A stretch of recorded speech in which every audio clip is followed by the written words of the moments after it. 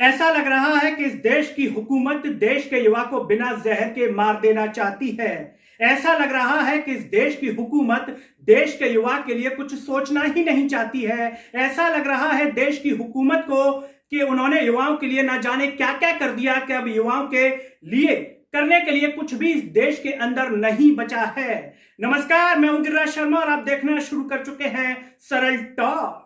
सभी से की अपील है कि इस आवाज को सब्सक्राइब कीजिए और इसे सोशल मीडिया के हर प्लेटफॉर्म पर शेयर कीजिए। बात कर रहे हैं हम देश के अंदर चल रहे एसएससी के एग्जाम को लेकर के। एसएससी के एग्जाम में जो मामला हुआ है, जो घटना सामने आई है, वो देश को हैरत में डालने वाली है। और उससे बड़ी हैरत की बात यह है कि इतना बड़ा मामला होने के बाद ये देश के मेन स्ट्रीम मीडिया से पूरी तरीके से गायब होता हुआ नजर आ रहा है।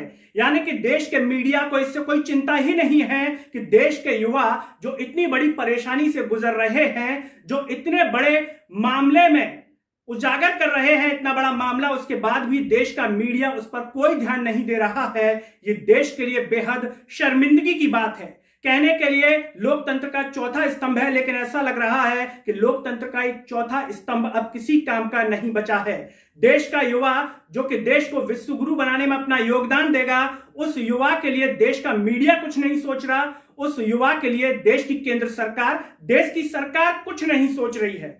सिर्फ बातों का ढकोसलापन देखता हुआ नजर आ रहा है। ट्विटर पर अच्छी अच्छी बातें देश के प्रधानमंत्री नरेंद्र मोदी जी करते हैं, लेकिन जमीनी हकीकत पर कुछ भी नजर नहीं आता। ऐसा लगता है कि ट्वीट देख लेने से या पढ़ लेने से उन युवाओं का पेट भर जाएगा, उन युवाओं के परिवारों का पेट भर जाएगा और इन युवाओं के परिवारों के सारे सपने देश के प्रधानमंत्री नरेंद्र मोदी जी के ट्वीट को पढ़ लेने से सब कुछ पूरा हो जाएगा। उनके घर को सम्मान मिल जाएगा, उनके बेटे को नौकरी मिल जाएगी, किसी की बहन की शादी हो जाएगी, तो किसी के भाई के लिए कुछ अच्छा हो जाएगा, या युवा अपने माता पिता के सपने को इस ट्वीट से पूरा कर पाएगा जो देश के प्रधानमंत्री नरेंद्र मोदी जी करते हैं। अपने मन की बात करते हैं, बड़ी बड़ी बातें कहते हैं, लेकिन बातों के अलावा जमीनी स्तर पर कुछ भी नजर नहीं आता है।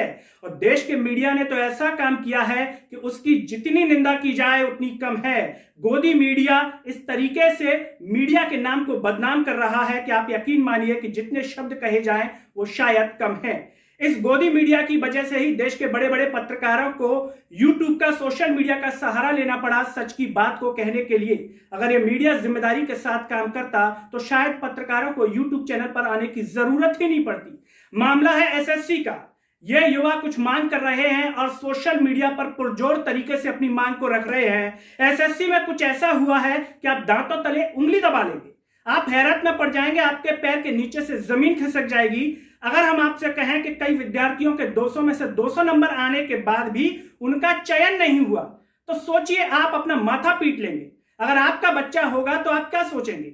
अगर आपके बच्चे के 200 नंबर आए हों और एसएससी में उसका चयन नहीं हुआ हो तो आप क्या सोचेंगे उसके लिए? क्या आप उससे और उम्मीद रखेंगे कि 200 में से 400 नंबर ले आए, 500 नंबर ले आए 200 मार्क्स में से? क्या करेंगे आप? लेकिन ये हकीकत है। यानी कि नॉर्मलाइजेशन की जो प्रोसेस एसएससी में की गई है उसमें पारदर्शिता नजर नहीं आ रही है। और सोशल मीडिया के माध्यम से ये युवा साफ तौर पर इसी बात को कह रहे हैं। इनका कहना है कि 2018 का रिजल्ट जो है 5 या 6 दिन के अंदर दे दिया जाए। 18 नवंबर को होने वाली जो एग्जाम है उसको री एग्जाम किया जाए, यानी कि उसको दोबारा से किया जाए। एज को लेकर के वो अपनी मांग रख रहे हैं और साफ तौर पर कह रहे हैं कि चाहे एग्जाम कौन सी भी हो, एसएससी हो, बैंकिंग हो, रेलवे हो या किसी भी प्रकार की परीक्षा हो, हमें पारदर्शिता चाहिए। आखिर ऐसा क्यों नहीं हो सकता?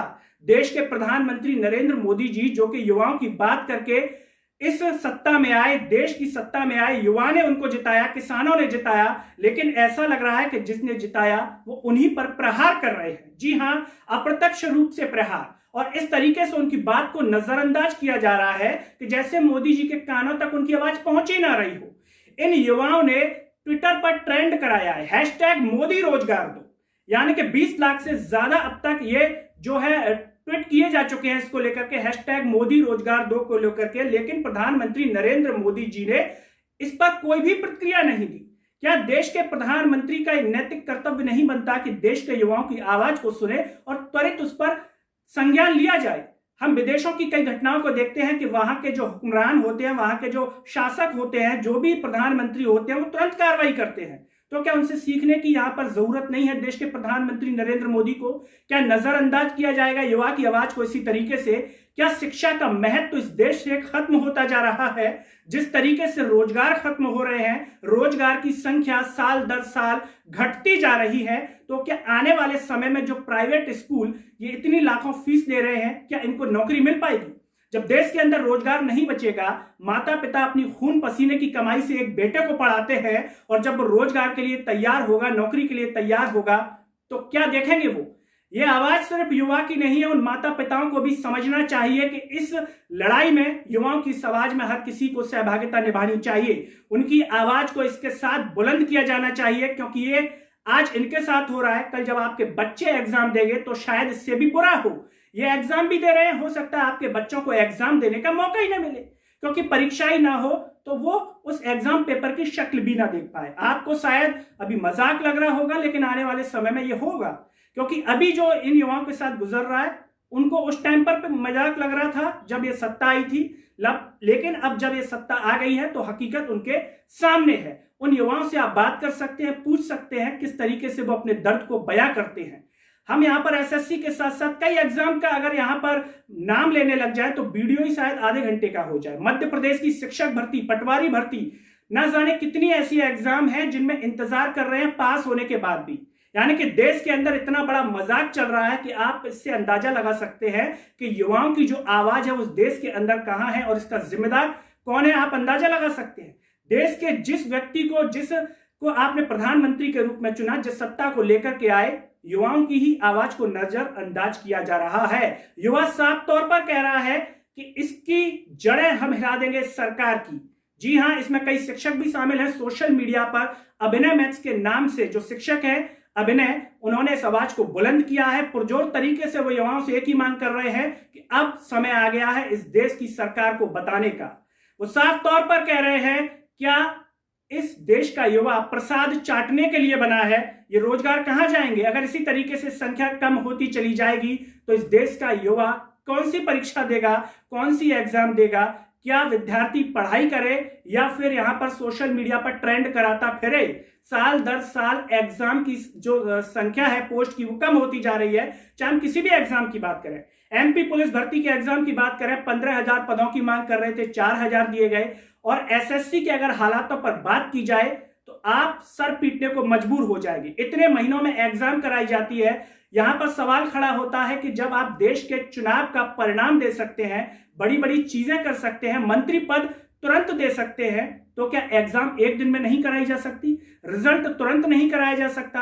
आखिर एसएससी में मार्क्स बाद में क्यों बताए जाए? क्या शर्म आ रही है उनको बताने में, या फिर क्या इसका कारण है? देश के जो बड़े बड़े मंत्री हैं सत्ता पक्ष के, वो भी नजर नहीं आ रहे इस पर बोलते हुए। स्मृति ईरानी नजर नहीं आ रही। अगर स्मृति ईरानी जी ये वीडियो देख रही हो तो वो याद करें, चूड़ियां बहुत भेंट करती थी। नैतिकता के आधार पर चूड़ियां भेंट कर दें या अपने मंत्री पद से, अपने पद से इस्तीफा दे दें। वो देश के प्रधानमंत्री जी को कुछ तो भेजें।